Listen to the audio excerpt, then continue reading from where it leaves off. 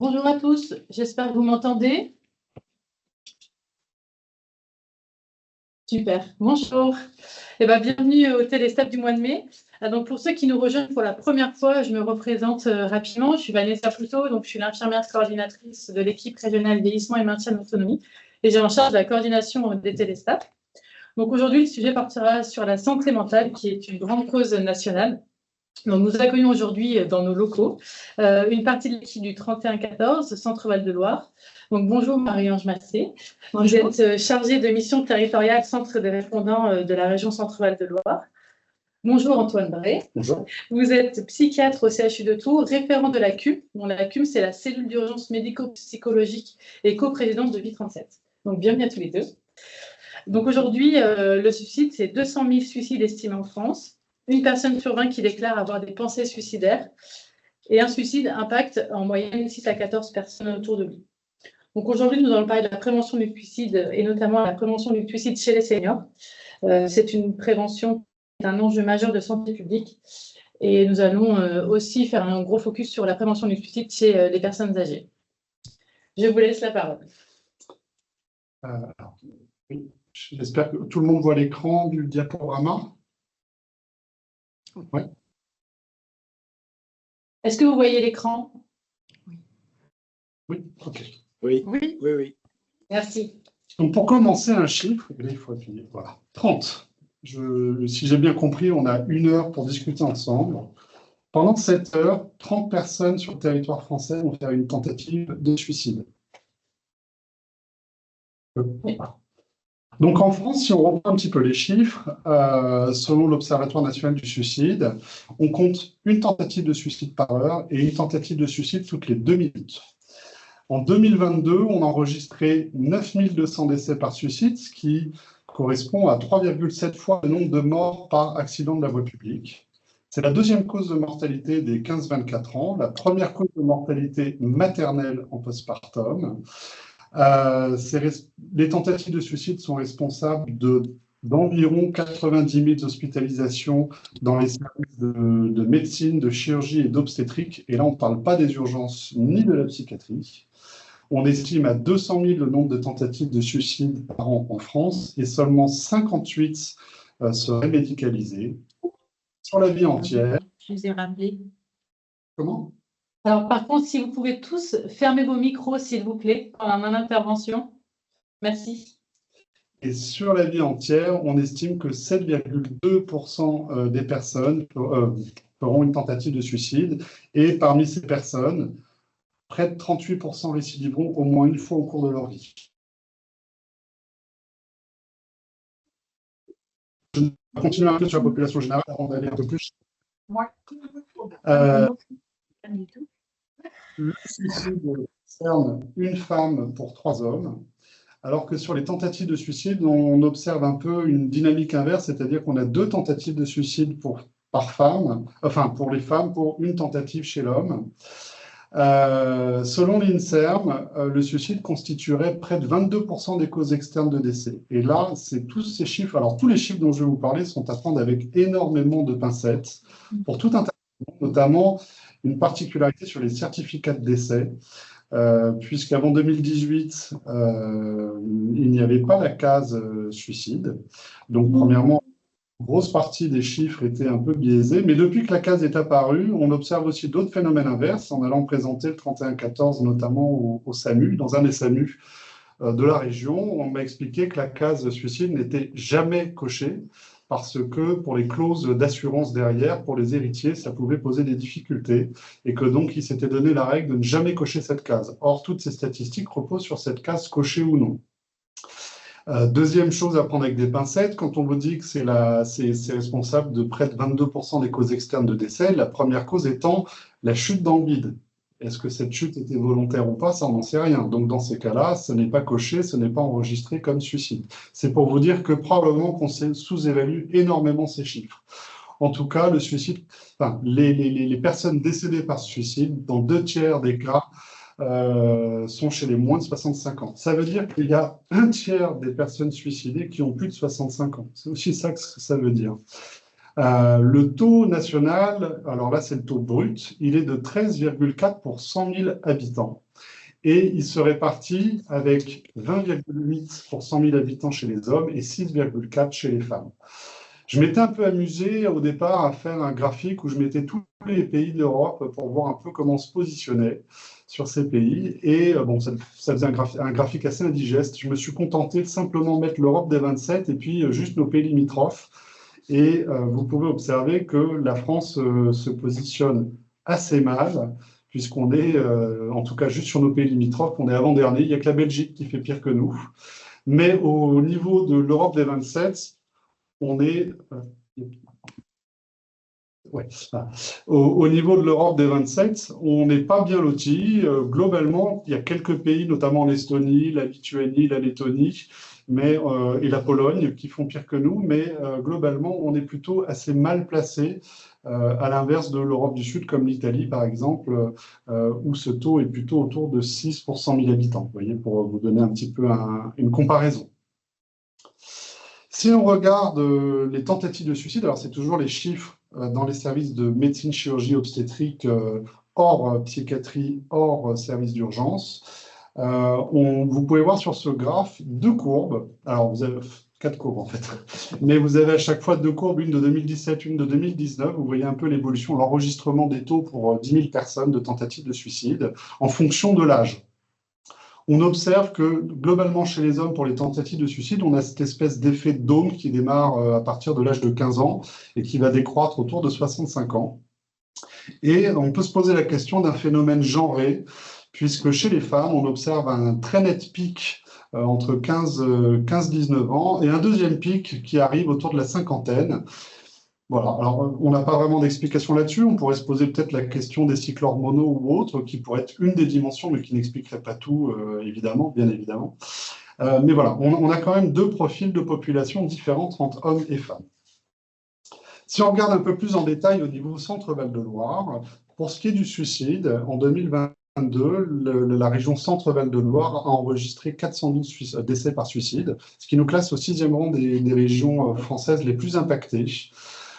Pour vous donner un petit peu les taux de mortalité brute par suicide pour 100 000 habitants et les comparer, vous voyez qu'en Centre-Val de Loire, on a 16 suicides pour 100 000 habitants. Quand au niveau national, on est à 13,4 pour 100 000 habitants. Et quand en Europe, on est à 10,2 pour 100 000 habitants.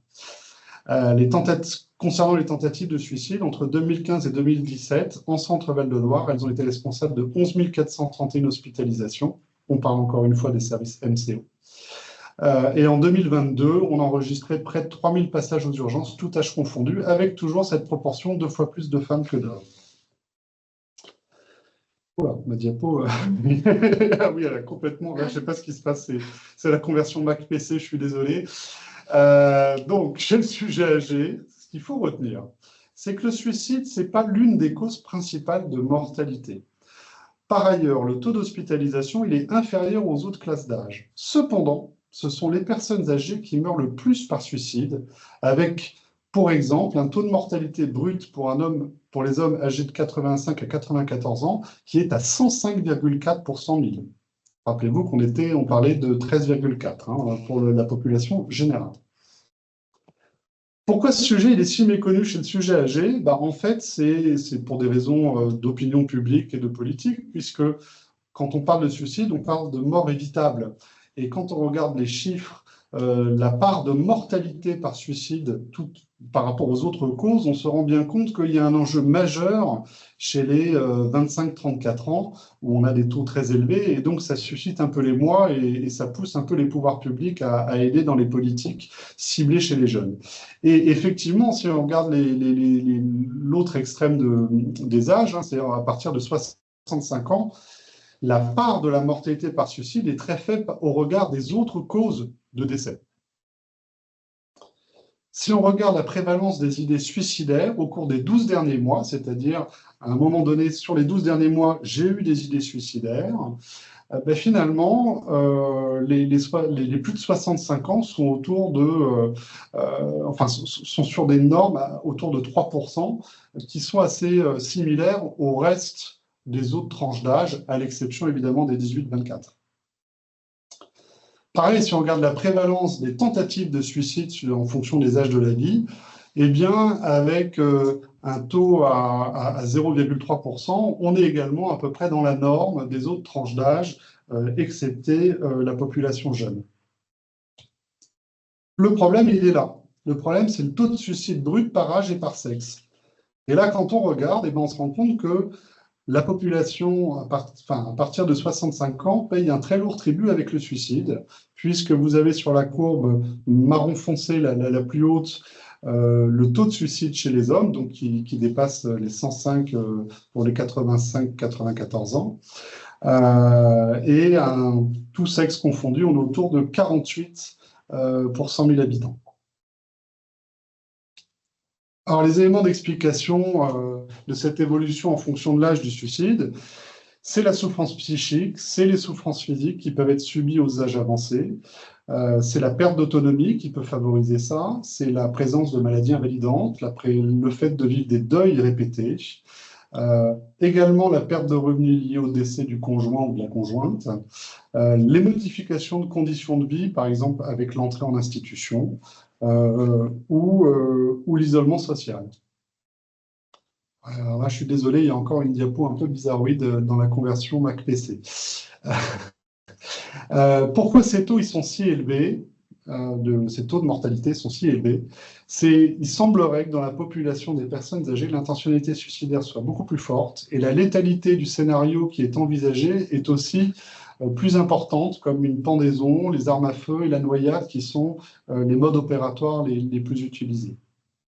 Il faut savoir que 70% des suicides, 70% des personnes âgées se suicident au domicile versus 30% qui se suicident en établissement, en institution. Et autre chose à savoir, c'est que le risque est majoré la première année à l'entrée en institution. Alors, dans l'ONS, dans le rapport de l'ONS, l'Observatoire national du suicide, dans son 6e rapport qui est paru en février 2025, on avait une enquête sociologique qui s'appelle Mala, je pense que peut-être que vous la connaissez, j'en sais rien, qui essayait un peu de décortiquer déjà le mode comment dire, d'évolution en différenciant hommes et femmes.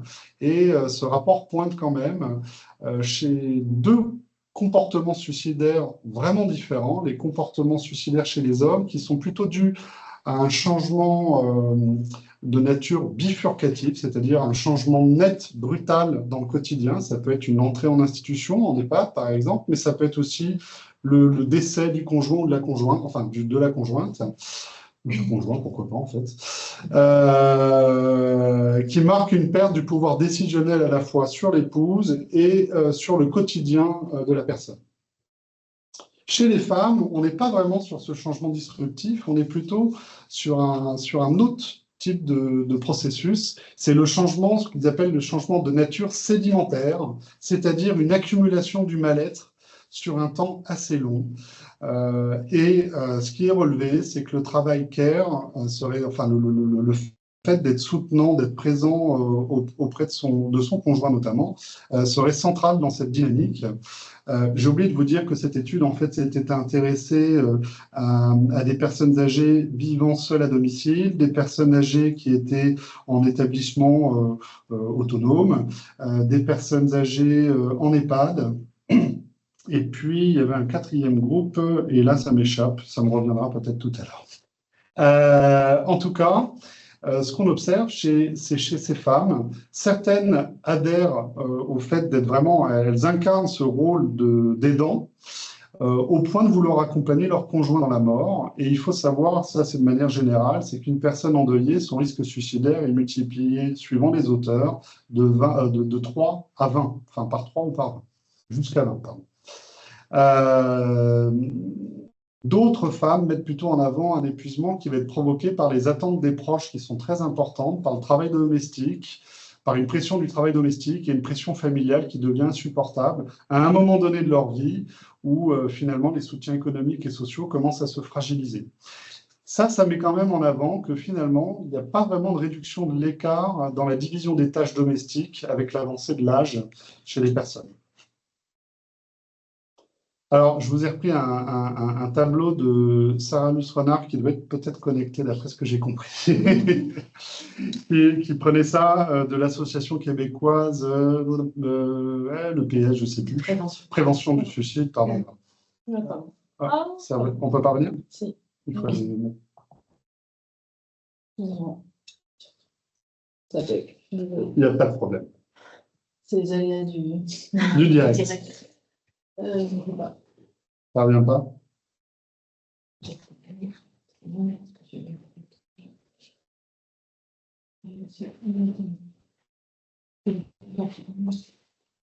On va revenir. Désolée pour ce petit contretemps. Il est là.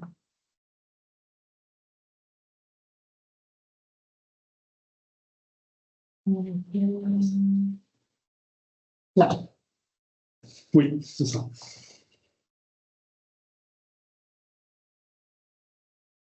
Voilà. Et donc, ce tableau est plutôt très bien fait puisque il reprend les différents facteurs individuels, les facteurs liés à la famille et au père, et les facteurs liés à la communauté et à la société. Et donc, chez ces facteurs individuels, notamment les prédisposants, on va retrouver finalement un petit peu ceux qu'on retrouve dans la population générale quand on s'intéresse à la question de la suicidologie. Donc la dépression, les autres pathologies psychiatriques, le fait d'avoir fait des tentatives de suicide antérieurement, comme je vous le disais, hein, vous avez 38% de réitération suicidaire derrière. Les traits de personnalité un peu particuliers, va s'ajouter une spécificité peut-être de la maladie physique, des douleurs chroniques et de la perte d'autonomie. Les facteurs contribuants individuels, ça va être la maladie physique, la douleur, la perte d'autonomie, la consommation abusive de médicaments ou d'alcool, les deuils, la maladie d'Alzheimer. Les facteurs précipitants, pareil, les deuils, l'entrée en institution, notamment comme on l'a vu la première année. Et les facteurs protecteurs, eh ben, c'est aussi l'entrée en institution, puisque comme on le voyait tout à l'heure, les personnes âgées ont plus tendance à se suicider à leur domicile. Les habiletés, et après on va retrouver des facteurs de protection qui sont en dehors de la maladie d'Alzheimer, qui sont de manière générale, enfin globale pour la population générale, hein, c'est les habiletés dans les résolutions de problèmes et les capacités d'adaptation pour surmonter les difficultés, et la spiritualité, les pratiques religieuses. Au niveau des facteurs liés à la famille et au père, les facteurs prédisposants, on a l'isolement social, la maltraitance. Les facteurs contribuants, c'est les conflits persistants et l'instabilité des relations. Les facteurs précipitants, c'est le veuvage. C'est important, je suis désolé, je fais une petite parenthèse hein, quand j'évoque cette histoire de facteurs précipitants. C'est très important. Vous savez, en suicidologie, souvent, moi je sais que sur mes gardes, on m'appelle et on me dit on a une personne à aller voir au box qui a tenté de se suicider parce que sa femme l'a quitté. Non, le suicide, heureusement que les gens qui se font quitter par leur femme ne se suicident pas tous. Le suicide, c'est multifactoriel. Donc, on a un ensemble de facteurs qui va s'accumuler et puis on peut avoir un facteur précipitant qui va déclencher la dégringolade et le passage à l'acte suicidaire. Donc, le veuvage est un facteur précipitant. Et dans les facteurs de protection, l'entraide, le support familial. Et quand on regarde plutôt les facteurs sociétaux, les facteurs prédisposants, c'est l'agisme, l'acceptabilité du suicide chez les personnes âgées. Les facteurs contribuants, c'est la diffusion de comportements suicides de personnes âgées. Ça, on y reviendra, c'est le phénomène de contamination contre lequel on essaie de lutter quand on fait de la prévention du suicide, l'accessibilité aux moyens et les effets secondaires des médicaments. Vous avez pu toucher. J'y vais alors. C'est moi qui fais la bêtise. OK. Pour faire face à tout ça, on a une stratégie globale de prévention du suicide qui a été développée au niveau national, qui va s'articuler actuellement, en tout cas, sur 4 piliers importants. Vous avez le repérage et la formation. Le repérage et la formation, vous avez des formations nationales qui ont été développées sur tout le territoire. Sur le centre Val-de-Loire, c'est Vie37 qui s'occupe de dispenser ces formations, et ce sont les formations du GEP, c'est le groupement d'études et de prévention du suicide. Ah, j'ai plus d'image. Ouais, voilà, c'est ça, je peux voilà. Voilà. Et donc, 3 niveaux de formation. Vous avez le niveau sentinelle, c'est le niveau qui s'adresse à la population générale et c'est le repérage des personnes qui pourraient avoir un potentiel suicidaire important. Vous avez après un deuxième niveau qui est l'évaluation. Ça, c'est plutôt une formation à destination des professionnels de santé. Et l'objectif, ça va être d'évaluer l'importance du potentiel suicidaire et de l'orienter de la manière la plus adaptée à la problématique. Et puis, vous avez un troisième niveau que la gestion de crise suicidaire, qui, lui, est plutôt ciblé sur les professionnels de santé mentale, de la crise, de la gestion de crise, qui va avoir pour but de désamorcer une crise suicidaire. Donc ça, c'est un premier pilier, c'est ce repérage et cette formation qui est diffusée vraiment sur tout le territoire. Actuellement, en Centre-Val de Loire, l'ARS finance ces formations. Elles n'ont pas de coût pour les institutions qui enverraient leurs professionnels se former, par exemple. Donc voilà, ça, c'est le premier axe. Le deuxième axe, c'est la postvention. Alors la postvention, qu'est-ce qu'on met derrière ce terme? La postvention, on met plusieurs choses derrière ce terme. C'est, en fait, si vous voulez, c'est le fait de prévenir un risque suicidaire une fois qu'une tentative de suicide a eu lieu ou qu'un passage à l'acte suicidaire avec un suicide avéré a eu lieu. On a plusieurs types de postvention. On a notamment le programme Vigilance. Et là, j'attire votre attention parce que quand vous êtes confronté à des personnes ayant fait une tentative de suicide, en tout cas dans le mois en cours, ça peut être intéressant de les intégrer à ce programme Vigilance. Ce programme Vigilance, quel est son but? Vous allez avoir un programme qui va être personnalisé, puisqu'on sait que les personnes qui ont fait une tentative de suicide réitèrent dans 38% des cas. Vous allez avoir un programme personnalisé où on va rappeler les personnes à intervalles réguliers. On va avoir aussi une correspondance par des cartes postales qui vont être écrites de manière manuscrite en fonction de ce qui a pu être échangé, de ce qui a pu être connu par le répondant qui va s'occuper de la situation. Et on a montré que quand on intégrait une personne dans ce programme de postvention que s'appelle Vigilance, on réduit la réitération de 38%, ce qui n'est pas négligeable. On va également avoir des plateformes comme celle du CHU de Lyon, sur lesquelles moi j'oriente beaucoup les personnes, qui s'appelle Espoir. Alors, est-ce que c'est adapté au public des personnes âgées? Ça, je ne peux pas dire. En tout cas, c'est un site internet qui regroupe l'ensemble des informations, des connaissances sur le sujet. Et sa vocation est d'accompagner les personnes qui sont endeuillées par suicide, puisqu'on sait qu'elles sont beaucoup plus à risque que le reste de la population générale d'elles-mêmes passer à l'acte suicidaire.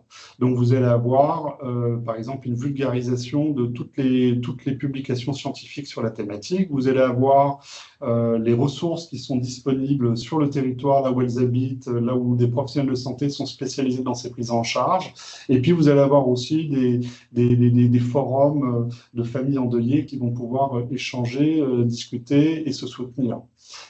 Donc, voilà pour ce qui est de l'axe de la postvention. Troisième pilier, c'est prévenir la contagion dont je vous parlais tout à l'heure. Qu'est-ce que c'est la contagion suicidaire?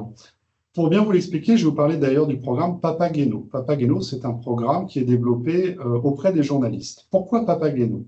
En fait, on décrit deux effets. On décrit l'effet Papageno et l'effet Werther. On va démarrer d'abord par l'effet Werther. L'effet Werther, ça vient de cet ouvrage qui avait été écrit par Goethe, La souffrance du jeune Werther, dans lequel le héros, en fait, est dans une telle souffrance. On va avoir un récit qui va décrire toute la souffrance qui va l'amener jusqu'à un passage à l'acte suicidaire et un suicide au décours. Ça, ce livre-là a fait un carton, et d'autant plus, il a été relayé par toute la presse allemande au moment de sa publication et l'Allemagne a connu une vague de suicides comme elle n'avait jamais été frappée de cette manière-là. Et c'est ce qu'on appelle donc l'effet Werther, c'est-à-dire que la manière dont on va communiquer auprès du grand public sur la question du suicide peut déclencher des vagues de suicides importantes. L'effet inverse de cet effet Werther, c'est l'effet Papageno. Et l'effet Papageno, c'est quoi? C'est inspiré de cet opéra de Mozart, avec le héros Papageno dans la flûte enchantée, qui est un héros qui songe à mettre fin à ses jours et qui, au fil de l'opéra, va trouver tout un tas de raisons de finalement s'accrocher à la vie et puis va prendre la décision finalement d'abandonner son projet suicidaire. D'où le nom Papageno repris pour ce programme d'accompagnement des médias pour traiter la question des problématiques suicidaires. Donc ça, c'est un gros levier très important sur la contagion suicidaire. Il y a d'autres leviers. Il y a notamment tout le travail qui est fait autour des hotspots. Alors, qu'est-ce que c'est un hotspot? C'est ces fameux lieux, ces hauts lieux du suicide qu'on connaît un peu dans toutes les villes, malheureusement. Vous allez dans telle ville, on va vous dire c'est le pont du suicide ou c'est la tour du suicide, ou bref. Et donc, il va y avoir tout un travail qui est initié, notamment par le programme Papageno, pour faire de la prévention du suicide sur ces lieux-là. C'est comme ça que, par exemple, la ligne 1 de métro, qui est la ligne qui mène à la Défense, avec un public de cadres supérieurs sous pression dans des grosses entreprises, avait le plus fort taux de suicide sur cette ligne, et qu'aujourd'hui, quand vous allez sur Paris, la ligne 1, bah, vous avez des vitres automatiques qui se ferment et vous ne pouvez plus vous jeter sous le quai. Ça, c'est le programme de Hotspot qui a pu amener à cette analyse-là. Mais quand je présentais ce topo, enfin pas ce topo, mais quand je présentais le 3114 il y a encore peu de temps au SAMU 37, un des médecins m'a interpellé en me disant ouais, c'est marrant, j'étais le week-end dernier à Étretat et quand je me suis approché au bord de la falaise, il y avait un flou avec écrit appelez le 3114. Vous voyez, donc ça peut revêtir tout un tas d'aspects un peu différents. Des fois, ça peut être simplement de travailler sur rehausser un parapet d'un pont pour limiter le risque de passage suicidaire ou mettre un petit plot pour mettre les ressources un peu pour lutter contre le suicide. Un des autres leviers d'ailleurs de prévention de la contagion, enfin pas de la contagion, mais pour faire une petite anecdote, et on y reviendra, mais sur le 3114, ces derniers temps, on a aussi des appels de personnes maintenant qui nous disent que l'intelligence artificielle, ChatGPT, leur a dit d'appeler le 3114 quand ils ont posé la question comment ne pas foirer son suicide. Et donc, on a des gens qui nous appellent à ce moment-là, voilà, je veux me suicider, je ne sais pas qui vous êtes, c'est ChatGPT qui m'a dit de vous appeler. Donc, on est un peu dans cette même logique du hotspot, si vous voulez. Et puis, on a également les cellules de crise, enfin les situations de crise, et notamment là où interviennent les CUM, quand il y a eu un suicide, par exemple, dans une institution type une université ou autre. Et là, on va éviter le phénomène de contagion, parce qu'on sait que chez les jeunes, ce phénomène est extrêmement important, notamment dans les lycées, les universités, et même les collèges d'ailleurs. Et donc, on va peser le moindre de nos mots et être très attentif au public pour repérer ce qui pourrait être en fragilité et pas déclencher une chaîne de répétition de suicides. Le phénomène de contagion, pour l'illustrer vraiment, ça va peut-être parler à beaucoup d'entre vous, bah, c'est ce qu'on appelait les suicides orange, quoi. Orange, toutes les semaines, on avait un nouveau suicide chez Orange. Et ça a duré des semaines et des semaines avec des médias qui couvraient extrêmement mal cette information. Et ça avait tendance, chez les personnes un peu fragiles en détresse, de voir entendre qu'un collègue s'était suicidé et que c'était un acte courageux parce qu'il avait fait ça pour soutenir la cause et l'amélioration du management dans l'entreprise. Les personnes fragiles avaient tendance à se dire finalement, je vais peut-être passer là, que je vais au moins faire quelque chose de bien et réussir dans ma vie. Ce qui est dramatique. Donc voilà un petit peu cette histoire de prévention de contagion. Et le quatrième axe, eh bien, en tout cas en Centre-Val de Loire, c'est un peu le dernier né, qui est le dernier arrivé, c'est le 3114, qui est le numéro national de prévention du suicide. Et ça, je vais vous en parler un petit peu plus en détail. Alors ça, c'est des petits cartons qu'on pourra vous remettre et vous faire envoyer si vous le souhaitez des cours de topo, mais vous pouvez aussi commander directement sur le site 3114.fr. Vous avez les petites cartes qui sont à gauche à destination des personnes qui pourraient présenter une souffrance et qui pourraient nécessiter l'appel 3114. Et puis le carton que vous voyez à droite, c'est le carton qui est plutôt aux professionnels, qui rappelle un petit peu les indications, mais on va les reprendre un peu plus en détail juste après. Qu'est-ce que c'est le 3114 justement? C'est une ligne qui est accessible 24 heures sur 24, 7 jours sur 7. Elle est confidentielle. Elle n'est pas anonyme, c'est-à-dire que par moment, on est amené à lever l'anonymat quand on se retrouve dans une situation d'urgence. Elle est gratuite et elle est régionalisée. Ce choix-là, il n'est pas anodin, l'histoire de régionaliser cette ligne. Quand s'est posé la question de créer ce dispositif, ce numéro national, il y avait deux stratégies possibles. C'était ouvrir une grosse plateforme en région parisienne avec un énorme call center, avec des gens qui répondraient en permanence derrière leur téléphone, mais qui seraient complètement déconnectés des territoires, ou alors finalement se centrer sur les régions qui, elles, connaissent les moyens les moyens qui sont disponibles sur le territoire, qui, elles, connaissent, que ce soit les moyens sanitaires, médico-sociaux, associatifs, bref, et tout le soutien qu'il peut y avoir derrière. Donc, c'est plutôt cette deuxième option qui a été choisie. Qui va répondre derrière ce numéro de téléphone? Ça va être un professionnel de santé, qui sont soit des infirmiers, soit des psychologues, qui ont été spécifiquement formés à la gestion de la crise suicidaire. Et à qui va s'adresser le numéro? Il va s'adresser à toute personne qui est en souffrance psychique avec des idées suicidaires, à toute personne qui est inquiète pour un proche, à toute personne qui est impactée par un suicide, c'est-à-dire endeuillée par suicide en fait, Et aux professionnels, pas forcément sanitaires, aux professionnels de manière large, qui sont engagés dans la prévention ou alors qui sont confrontés à une problématique suicidaire. Comment sont répartis les centres? Vous avez deux cartes là qui s'affichent. À gauche, vous avez la carte de jour, c'est les différents centres qui sont ouverts actuellement. Alors, si vous les voyez en vert, hein, vous en avez au moins un par région, et sur les régions étendues, vous pouvez avoir 2 centres. Et puis la carte de droite, c'est la carte de nuit, où il y a 3 centres qui prennent le relais pour la nuit, que sont Lille, Montpellier et Brest, avec un petit renfort depuis quelques temps, puisque les quelques centres des Antilles ont pu ouvrir, ce qui fait que pendant la nuit, des fois, nos collègues de Guadeloupe peuvent prêter main forte sur le nombre d'appels arrivant sur le 3114. Alors, pourquoi je vous montre cette carte-là aussi? Parce qu'il y a un système de suppléance, c'est-à-dire qu'effectivement, nous, on est le centre de Tours, on fait tout le travail, surtout Marie-Ange, fait tout le travail de tisser les liens avec l'ensemble des acteurs qui peuvent être impliqués dans cette prévention et dans la prise en charge des personnes suicidaires. Mais il faut savoir que des fois, toutes nos lignes sont encombrées et dans ces cas-là, au bout de, je crois, 2 minutes, la ligne va se mettre à sonner dans l'ensemble des centres sur la carte. Ce qui fait que, par exemple, notre centre de Tours ne répond pas qu'à des appels de Tours. Il arrive que sur une après-midi, on ait un appel de Monaco, on raccroche, on en a un à La Rochelle, on raccroche, on en a un à Paris, on raccroche et on en a un qui est au pied de notre immeuble. Voilà, pour vous dire que l'ensemble des centres, à la fois, il y a comment dire, il y a un accès privilégié, c'est-à-dire que vous appelez en centre Val-de-Loire, ça va de manière privilégiée sonner sur Tours, mais si Tours est occupé, ça peut être le centre de Paris, de Dijon, de Lille qui va décrocher. Et auquel cas, ces centres-là ont accès au travail que nous, on a fait de réseau, c'est-à-dire qu'ils ont les annuaires et les correspondants et les ressources disponibles sur le territoire. Donc la nuit, vous basculez sur les 3 centres que sont Lille, Montpellier et Brest.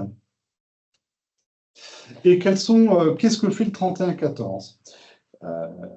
L'objectif, parmi les objectifs, il y a toujours une écoute qui est bienveillante de l'appelant, toujours. Et on valorise toujours la démarche de demande d'aide. Et les types de réponses qui vont être apportées vont être de l'information, par moment, du conseil, de l'orientation, des fois sur des ressources sanitaires, médico-sociales, associatives, de l'intervention de désamorçage quand on est monté haut dans la crise suicidaire. On y reviendra de ce que c'est une crise suicidaire. Et puis, au besoin de déclenchement de secours. Et là, c'est dans ces cas-là où si la personne avait voulu maintenir un anonymat, on pourra lever l'anonymat si vraiment il faut dépêcher une équipe de SAMU à son chevet. La réponse, elle peut s'inscrire aussi dans une logique de postvention, comme on le voyait tout à l'heure, notamment quand l'appelant est une personne qui a été endeuillée par suicide, ou qu'une institution nous appelle parce qu'elle est aussi impactée par un suicide. Et l'objectif, là, dans ces moments-là, c'est de limiter le phénomène, soit le passage à l'acte chez le proche, soit le phénomène de contagion auprès d'une institution. Dans tous les cas, à chaque appel, on fait une évaluation spécifique et systématique du risque suicidaire. On va rechercher des professionnels et l'entourage en contact avec la personne concernée par le risque. On se fixe pour objectif de rompre l'isolement de la personne, d'éloigner les moyens létaux. Ça paraît simple, ça paraît tout bête comme ça, mais en fait, une personne qui a des idées suicidaires, qui est envahie, quand vous lui enlevez ses moyens létaux, en fait, statistiquement, on a démontré qu'elle a tendance à moins se suicider. Donc, il faut le faire, et ça, c'est un impératif. On accompagne dans une démarche d'aide. Et puis, par moment, mais ça, ce n'est pas de manière systématique, un rappel peut être programmé auprès de cette personne pour évaluer si l'évolution clinique est dans une bonne dynamique, si le désamorçage a bien fonctionné, ou alors vérifier si la personne a bien eu recours aux services proposés qu'on a fléchés auprès de lui, est-ce qu'il s'est vraiment rendu à sa consultation, et ainsi de suite. Ou alors, par exemple, est-ce qu'il a mis en place son safety plan? Alors, le safety plan, pour ceux qui ne savent pas, on a notamment une super application. Alors, je crois qu'elle n'est pas bien pensée, malheureusement, pour les personnes âgées. C'est une application gratuite qui s'appelle HopMaList, qui est faite à la base par le CHU d'Angers. Et en fait, vous avez tout un programme de réponse en fonction de votre degré de tension interne. Et quand une personne se sent mal, elle va lancer son application, elle va pouvoir évaluer son mal-être. En fonction de son mal-être, et c'est finalement le programme qu'elle se régler pour elle, telle musique lui fait du bien, ou appeler telle personne, ça lui fait du bien, ou alors ça va pas, j'appelle mon médecin généraliste, et ainsi de suite. Donc, c'est une application qui planifie tout ça en fonction du degré de détresse de la personne. Et quand on rappellera, systématiquement, on réévaluera l'urgence suicidaire chez la personne. Le 3114 ne fait aucun accompagnement au long cours, on passe le relais aux partenaires. Après, on a une articulation qui est privilégiée avec les acteurs de prévention du suicide, avec le SAMU et évidemment avec Vigilance. Sachant qu'en Centre-Val de Loire, je ne vous l'ai pas dit tout à l'heure, mais Vigilance se trouve sur la même plateforme que le 3114. Alors, un petit rappel sur la crise suicidaire. Qu'est-ce que c'est la crise suicidaire? La crise suicidaire, c'est une période de la vie d'un sujet où le suicide devient une solution pour mettre fin à sa souffrance actuelle. Ce qu'il faut bien retenir, c'est que la personne ne veut pas mourir, elle veut arrêter de souffrir. La bonne nouvelle, c'est que c'est un processus qui est dynamique, qui est évolutif et qui est réversible. C'est-à-dire qu'à tout moment, une intervention peut faire redescendre cette dynamique.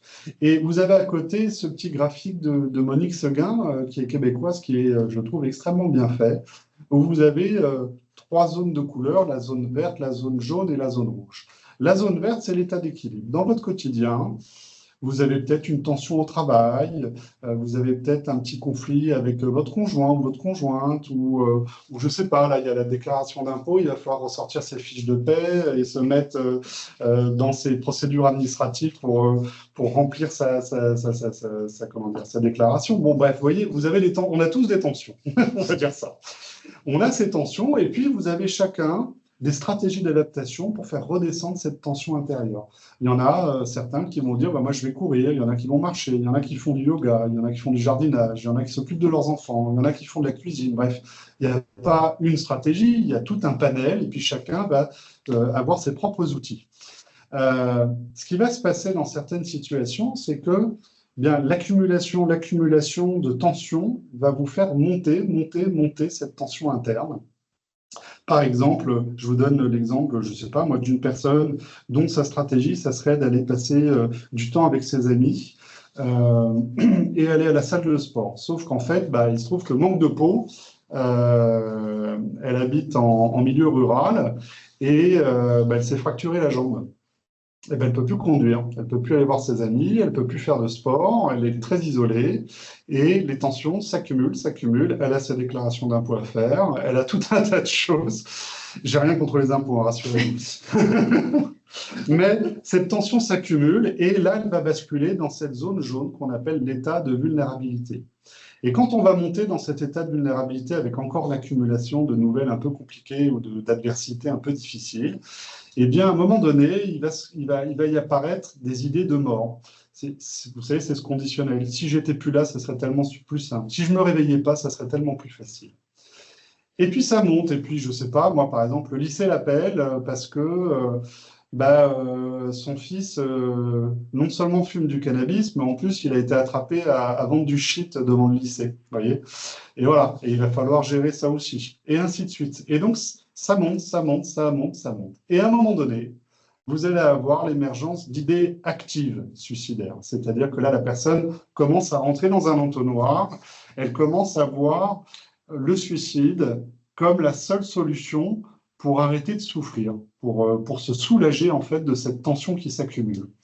La phase d'après, ça va être l'élaboration du scénario. Elle va construire son scénario et derrière, il y aura un passage à l'acte. Et l'élaboration du scénario et le passage à l'acte, et en fait, finalement, l'apparition d'idées actives va signer l'arrivée en état de crise. Okay. La bonne nouvelle dans tout ça, comme je vous le disais, parce qu'il y en a quand même une, c'est que vous avez ces petites flèches bleues qui repartent de la courbe et qui redescendent vers le bas. C'est qu'en fait, à tout moment, on peut intervenir et faire redescendre une personne qui est dans un processus de crise suicidaire. OK ? Alors, oui, si, quand même. Pour nous, que vous le sachiez, au 31-14, ce qui nous embête le plus, c'est la personne qui est dans le jaune orangé. Vous voyez, on n'est pas vraiment en état de crise, mais on est vraiment sur la fin de l'état de vulnérabilité. Et là, on se dit qu'est-ce qu'on doit faire? Est-ce qu'on doit la faire cheminer vers des urgences immédiatement ou pas? C'est toujours la question qu'on se pose. Et on a notre règle de nos 4 feux pour pouvoir savoir si on va déclencher les secours ou alors la faire accompagner aux urgences. C'est, a-t-on trouvé une solution minimale efficace qui fasse un petit peu redescendre la pression? Deuxièmement, est-ce qu'on a réussi à briser l'isolement? Troisièmement, est-ce qu'on a réussi à lui faire retirer ses moyens létaux? Et quatrièmement, est-ce qu'on a réussi à lui faire accéder à une aide professionnelle extérieure? Si on a un de ces voyants qui reste au rouge, là, dans ces cas-là, on déclenchera les secours ou alors on fera en sorte qu'elle soit accompagnée aux urgences. Alors, des fois, l'accompagnement se fait par un proche qui est à domicile. Je ne sais pas, pour une personne âgée, ça peut être par exemple le conjoint, la conjointe ou les enfants qu'on va contacter par téléphone et qu'on va demander de cheminer et d'amener la personne aux urgences. Des fois, il arrive aussi qu'on soit très directif, qu'on guide la personne au téléphone et on ne raccroche pas tant que le relais n'a pas été pris par un tiers. Pour vous dire l'extrême, hein, mais qui se produit quasiment tous les jours au 31-14, on a besoin de déclencher les secours et on va dire, bah, écoutez, voilà, prenez votre portefeuille, vous prenez votre petite pièce de monnaie pour payer votre bus, vous allez descendre en bas de chez vous, vous prenez la ligne, vous allez à l'arrêt, vous attendez, la ligne 34 devrait arriver, voilà, elle est là, vous montez dedans, vous descendez dans 3 arrêts, dans 3 arrêts, vous prenez la ligne 7, vous allez faire 5 arrêts, et là, vous descendez à l'hôpital, vous voyez les urgences, et marchez vers les urgences, ok, rentrez dans les urgences, allez voir la personne à l'accueil et passez-lui le téléphone.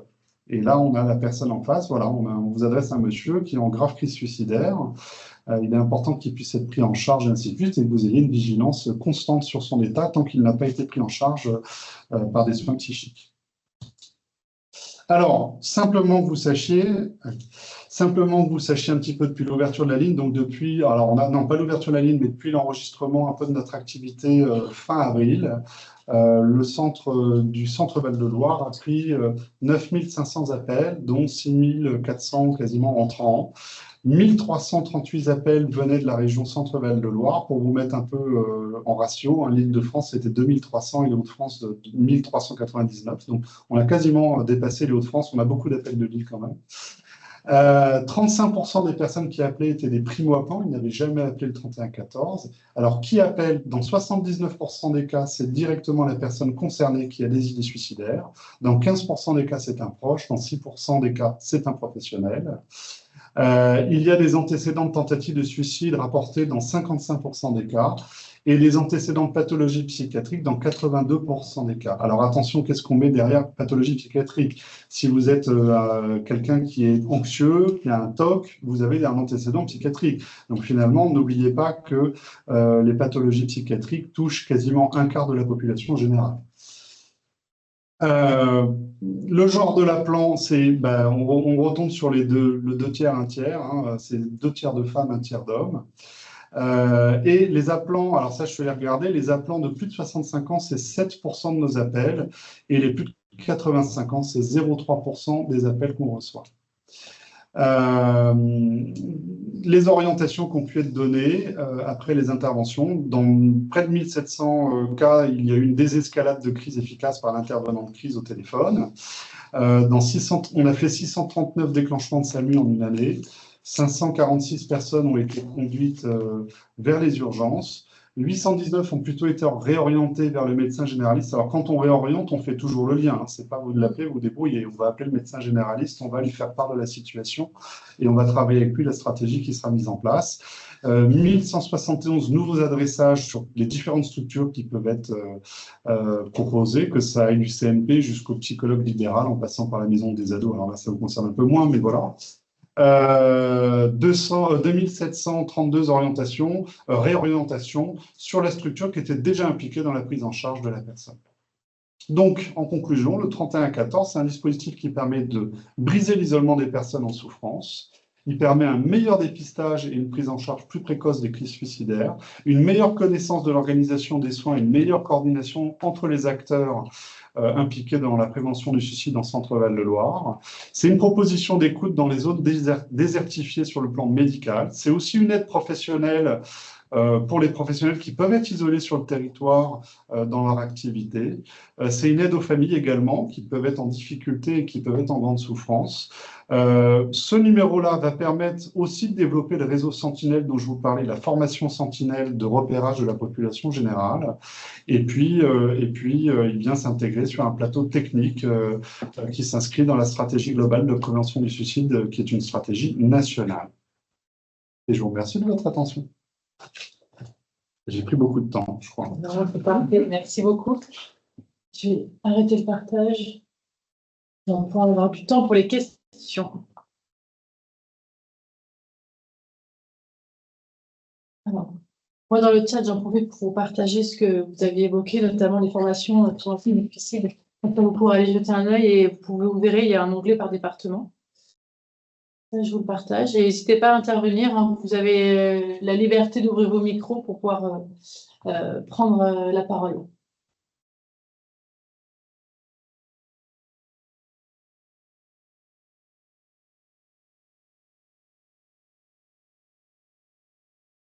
Moi, j'ai une question, du coup. Est-ce qu'on peut avoir peut-être quelques signes cliniques précurseurs d'un éventuel suicide chez une personne âgée, partout en EHPAD ou à domicile?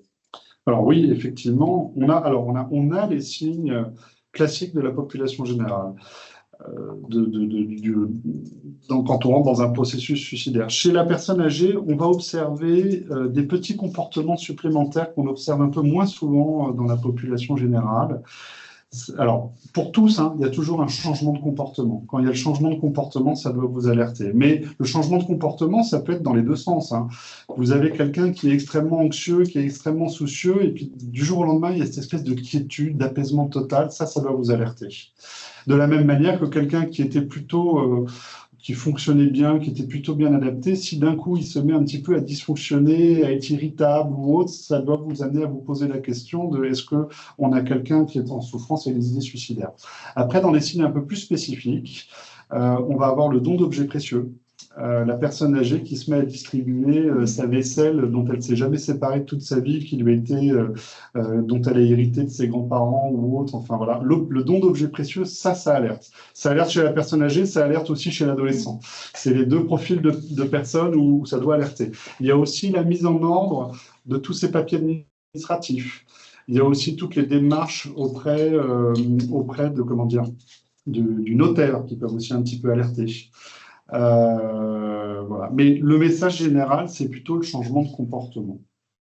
C'est plutôt le changement de comportement. Et en fait, le message qu'il y aurait à dire aussi, c'est qu'il faut faire tomber le tabou de la question du suicide. Et il faut demander simplement à la personne si elle a des idées suicidaires, parce qu'en fait, la majorité des personnes vous répondent. Hein. Ils ne vous dissimulent pas les choses. Hein. Ils vous disent quand ils ont des idées suicidaires. Le problème, c'est que c'est plutôt l'intervenant qui a tendance à pas oser poser cette question parce qu'il a peur de la réponse et de ce qu'il va en faire. Mais vous savez que si elle vous répond oui, vous pouvez toujours appeler le 3114. Donc, on pourra vous aider derrière à gérer. Mais il vaut mieux poser la question et intervenir en amont que d'arriver trop tard. Alors, il y a des questions qui arrivent sur le chat, donc c'est très bien. La première, c'est que se passe-t-il si une personne qui appelle le 3114 raccroche? Si elle raccroche, on cherche à la rejoindre au maximum. Alors, ça dépend. Si elle appelle complètement en anonyme et qu'on n'a pas moyen d'avoir son numéro de téléphone, on est coincé. Là, on n'a aucun moyen, aucun levier. Quand on fait notamment de la géolocalisation, d'ailleurs, quand je vous le disais tout à l'heure, ce n'est pas le 3114 qui l'a fait, c'est on passe soit par la police nationale, soit par le SAMU pour géolocaliser une personne. Donc, si on n'a pas ses coordonnées, on ne pourra pas la rappeler. Si par contre, elle raccroche, on va la rappeler. On ne va pas laisser la situation comme ça. Très bien. Alors, du coup, on a une question aussi qui vient d'un EHPAD. Alors, si l'EHPAD appelle le 3114 pour nous aider sur une prise en charge, quand on n'a pas de psychologue ni de médecin coordinateur, j'imagine quelle est la conduite à tenir? Si j'ai bien repris la question, n'hésitez pas à intervenir. Ou est-ce qu'on peut appeler le 3114? Oui, la réponse est oui. Évidemment, vous pouvez appeler le 3114. Hein. On a notamment beaucoup communiqué là sur l'année qui s'est écoulée auprès de l'Éducation nationale. Alors, il y a des médecins, il y a des infirmières, il y a des psychologues, mais qui ne sont pas forcément disponibles ou qui sont des fois dans un exercice un peu isolé. Évidemment qu'on est là pour vous. Et quand bien même vous êtes formé en prévention du suicide, des fois, c'est bien d'avoir un deuxième avis pour recouper quand on n'est pas serein et qu'on n'a pas envie de porter ça tout seul et de soir rentrer avec ça à la maison et que ça tourne en boucle dans la tête. Donc, il ne faut pas hésiter à appeler dans ces cas-là. On peut reboucler par une deuxième évaluation qui permettra d'être au clair sur la réponse à apporter et l'orientation à donner. Alors, on a un petit retour d'expérience, donc je vais lire le texte. Oui. J'ai connu le dispositif Vigilance après avoir reçu un courrier de leur part pour un de mes patients. Je me suis permise d'appeler pour en savoir plus. Ce fut un échange très intéressant. En tant que psychologue libéral, on se sent parfois démuni. On ne peut pas toujours désamorcer une crise en 1 heure de consultation et en sachant qu'il n'y a pas de psychiatre dans le secteur. Ouais. Merci pour votre retour d'expérience. Ensuite, alors là, c'est un médecin coordonnateur qui dit « Nous utilisons la grille RSD dans notre EHPAD et n'en sommes pas satisfaits. Quelle alternative auriez-vous à nous proposer ?» Alors, bien peut-être reprendre ce que c'est une grille RSD. Non, là, c'est les grilles d'évaluation psychométrique. Là, pour le coup, je m'engage à vous à essayer de vous trouver un outil plus performant si j'arrive à en trouver un dans la littérature et dans ce qui peut se faire. Mais là, pour le coup, pour le moment, je n'ai pas de réponse immédiate à vous donner. Mais en fait,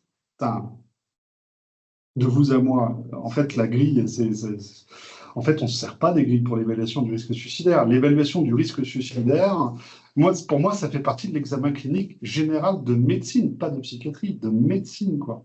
Et alors, c'est vrai qu'au départ, on tourne un peu autour du pot, on n'ose pas poser la question, avez-vous des idées suicidaires? Moi, aujourd'hui, je serre la main, le patient est à peine assis, ça fait partie de la 3e question qui arrive dans l'entretien.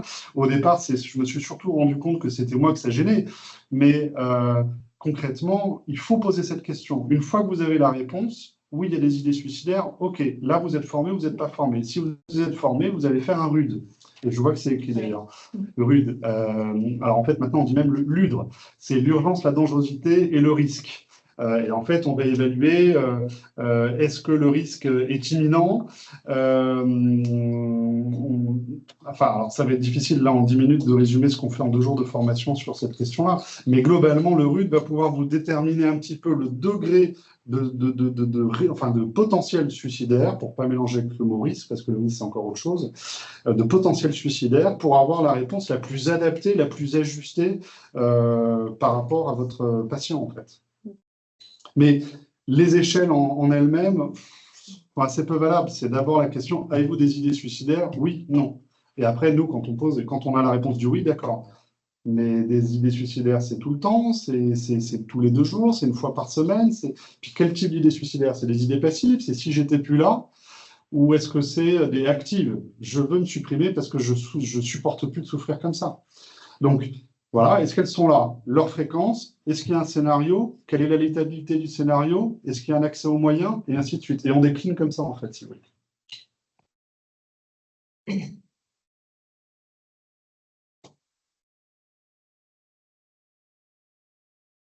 Hop, ma liste, alors c'est le hop avec un H. H-O-P, ma liste, liste, et je crois qu'il n'y a pas de E, Alice, j'ai un doute, en un mot, et elle est gratuite sur tous les supports smartphones. Après, c'est important sur cette application donc de Safety Plan de pouvoir, comment dire, de pouvoir programmer avec la personne les choses. Parce que l'idée, c'est pas qu'elle découvre l'application au moment où elle est en crise. Il faut qu'au moment où elle est en crise, l'application soit complètement opérationnelle, quoi. Donc, si c'est lui faire du bien, c'est d'appeler sa fille, et ben, en fait, il faut qu'elle ait rentré dans le numéro, les coordonnées, enfin, le téléphone de sa fille, et dans l'évaluation, tac, elle appuie sur le bouton, ça déclenche l'appel auprès de sa fille, si vous voulez. Donc, il faut avoir un peu, ça met un petit peu de temps, enfin, un petit peu de temps, une petite demi-heure pour installer ça avec la personne, mais une fois que c'est mis en marche, c'est redoutable, ça marche très bien.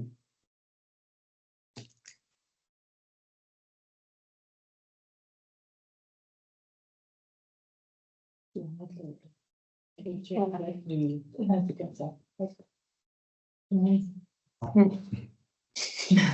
a un voilà, comme ça. N'hésitez pas à aller voir sur le lien que j'ai mis un peu plus haut sur toutes les formations proposées sur la région. avec 3 modules différents, sentinelle, évaluation et intervention en fonction des professionnels que vous êtes et ce que vous allez chercher dans les formations.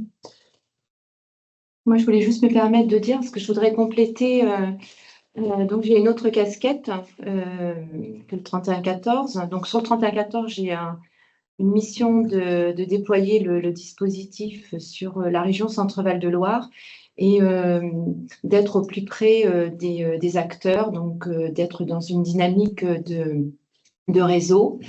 Et puis j'ai une casquette également de coordination du réseau de santé prévention du suicide, donc qui est rattaché au pôle santé publique du CHRU de Tours, donc qui porte les formations dont nous vous avons parlé. Donc n'hésitez pas à revenir vers nous. On a une gestionnaire des formations qui est extrêmement efficace, ou même d'aller déjà sur le site, hein, il y a un QR code. Et puis après, nous montons des actions. Nous avons des temps forts en prévention du suicide, notamment la journée nationale de prévention du suicide qui a lieu tous les 5 février, et puis la journée internationale de prévention du suicide qui a lieu le 10 septembre. Et donc, nous portons des actions. Là, cette année, pour la 3e année, nous serons avec différents partenaires dans le centre commercial de l'Or Tranquille à Tours, pour ceux qui sont sur l'Indre-et-Loire. Hein. Et donc, c'est aussi l'occasion d'aller à la rencontre du grand public, de pouvoir libérer la parole, de pouvoir lever le tabou et de pouvoir parler de prévention du suicide. Donc, n'hésitez pas à venir nous rencontrer. Vous verrez, ce sont des moments aussi de convivialité. On a des lectures de contes. Nous avons également une scène musicale. Et c'est l'occasion aussi de pouvoir rencontrer les professionnels de la région. Voilà, donc nous restons à votre disposition et comme le disait tout à l'heure le docteur Bray, possibilité de vous envoyer, donc je vous les montre juste comme ça, donc les cartes ressources du 3114, pardon, ouais, ça sera mieux comme ça. Bon, là, c'est avec un QR code, donc il y a un site internet, c'est 3114.fr. N'hésitez pas à y aller. Vous verrez, il y a aussi une partie pour les professionnels, les idées reçues. Vous pouvez aussi avoir des éléments de langage si vous voulez communiquer au niveau de vos institutions. Je n'ai pas tout amené, hein, mais et vous pouvez également mettre dans vos institutions des affiches génériques avec « C'est le moment d'appeler le 3114 ». Voilà, donc on peut vous envoyer au niveau régional, il suffit simplement que vous nous envoyiez un petit mail à 3114 CVL. Je n'ai plus l'adresse, on va vous la remettre. Oui, j'ai un doute aussi là. Par contre, oui, je vois la question. Les formations gratuites. Alors, les formations gratuites dont on vous parle, c'est celles qui sont, donc c'est les formations du GEPS. Elles sont agréées GEPS, Groupement d'études et de prévention du suicide. Elles sont financées par l'ARS et VIE37 s'occupe de les dispenser dans chacun des départements du Centre-Val de Loire. Donc, il y a des sessions qui ont lieu plusieurs fois par an sur toute la région Centre-Val de Loire.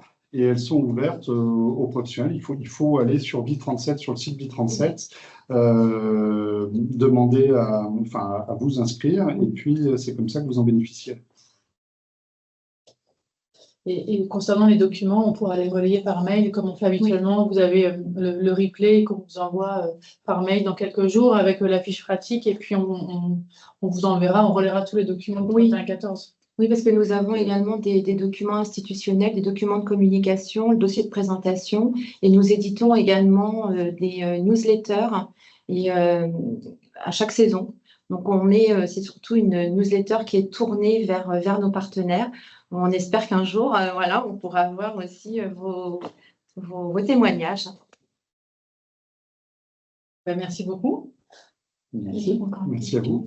Non, c'est bah, s'il n'y a pas de questions, je pense qu'on a tenu dans l'heure impartie. Bah, merci beaucoup à vous deux pour votre présentation. Voilà, que des remerciements, c'est parfait. Merci à vous tous d'avoir été connectés au Téléstaff. Et bah, je vous dis au mois prochain. Donc, le mois prochain, ce sera donc le 24 juin. On parlera de polymédication, comment prévenir les risques avec l'intervention de l'OMEDIT, qui est une équipe régionale sur la prévention liée autour du médicament. Voilà. Et ben, je vous souhaite une bonne journée et je vous dis à bientôt. Merci à vous. Merci. Merci, au revoir.